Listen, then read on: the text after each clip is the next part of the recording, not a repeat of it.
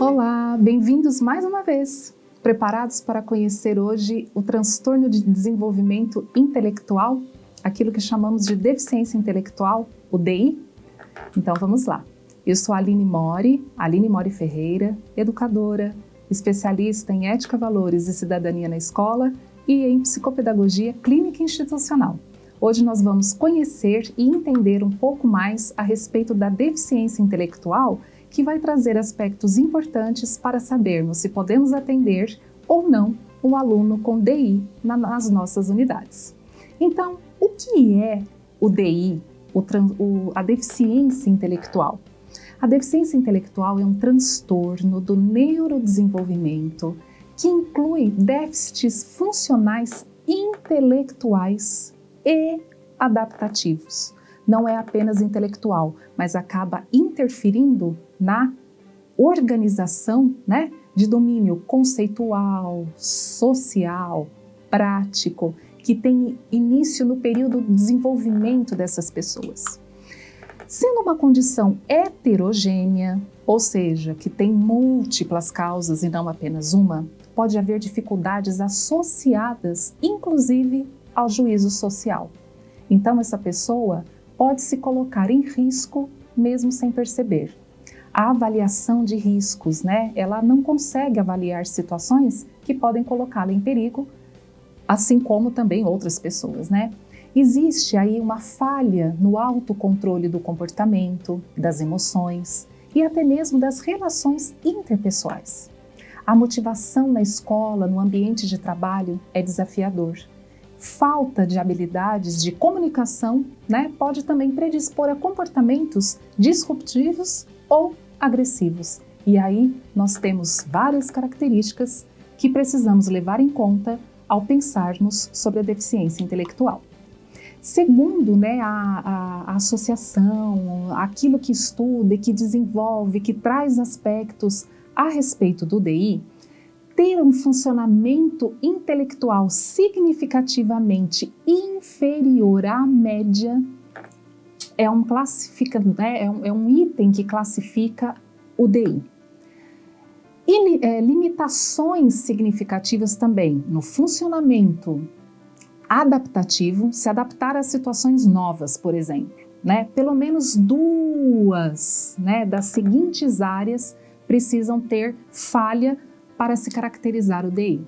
Falha na comunicação, nos autocuidados, na vida doméstica, nas habilidades sociais e interpessoais, uso de recursos comunitários, autossuficiência, ou seja, cuidar de si mesmo, habilidades acadêmicas, trabalho, lazer, saúde, higiene, segurança.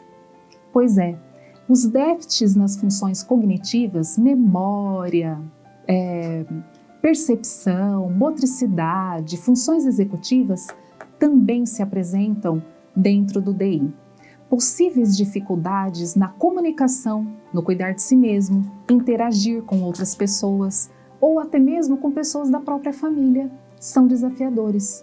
Existe a dependência de alguém para se locomover em alguns casos e cuidar da própria segurança, dificuldades na escola, no trabalho, nas atividades de lazer. Então, os estímulos recebidos fazem toda a diferença em qualquer tipo de transtorno, mesmo que ele não tenha cura. Dentro do DI, eles farão diferença na gravidade de cada caso, em particular, resultando assim em diferentes aspectos que vão ser apresentados na funcionalidade desse sujeito. Porém, nós temos um nível de gravidade na deficiência intelectual que vai trazer aí questões que impossibilitam que ele chegue a ser um aluno supera, como nós vamos verificar já já. Os níveis de gravidade acabam se alterando de acordo com vários aspectos, não apenas, como muitos pensam, com relação ao QI. Não é o QI, o score de QI, que acaba definindo o nível de gravidade da deficiência intelectual. Esses níveis são medidos pelo funcionamento adaptativo do sujeito. É por isso que os estímulos fazem tanta diferença quando pensamos na deficiência intelectual. O funcionamento adaptativo determina o nível de apoio que essa pessoa vai necessitar. Precisa de alguém que a acompanhe em todos os afazeres, na própria higiene, na locomoção, é um nível mais agressivo. Então, ela vai precisar de mais apoio. E é isso o que vai definir o nível de gravidade da DI, da deficiência intelectual. Os estímulos recebidos, então, desde a primeira infância, fazem uma diferença absurda no funcionamento adaptativo dessa pessoa. E não apenas o seu score de QI, porque é assim que ela vai se desenvolver. Dependendo do porquê os sujeitos com DI podem ser classificados pelo, aí a gente pode ter uma classificação através de um conjunto, nível de QI, intensidade de suporte necessário, limitações em comportamentos adaptativos, ali a causa e a origem da doença e características de saúde mental. Essa origem de doença é a etiologia que também é averiguada dentro dos fatores de risco que podem ter acontecido no desenvolvimento. E aí a gente pode até adentrar a época da gestação, tá? Então é por isso que ela é averiguada. Os níveis de gravidade, então, de acordo com o DSM-5, que é aquela referência dos transtornos de que nós falamos, ela pode ser leve, moderada, grave ou profunda, até mesmo severa, como às vezes é utilizada nessas classificações. Então, em geral, essas características encontradas em todos os níveis da DI dificilmente poderiam ser impactadas positivamente pelas aulas do Supera. Até mesmo em graus leves, os comprometimentos causados pela deficiência intelectual são muito relevantes a ponto de fazer com que as suas necessidades sejam mais específicas do que o que o Supera pode atender com eficiência.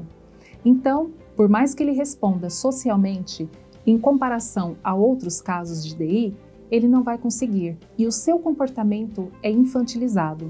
Adequar uma pessoa com DI no Supera seria desafiador, adequar em uma turma compatível à sua idade seria desafiador.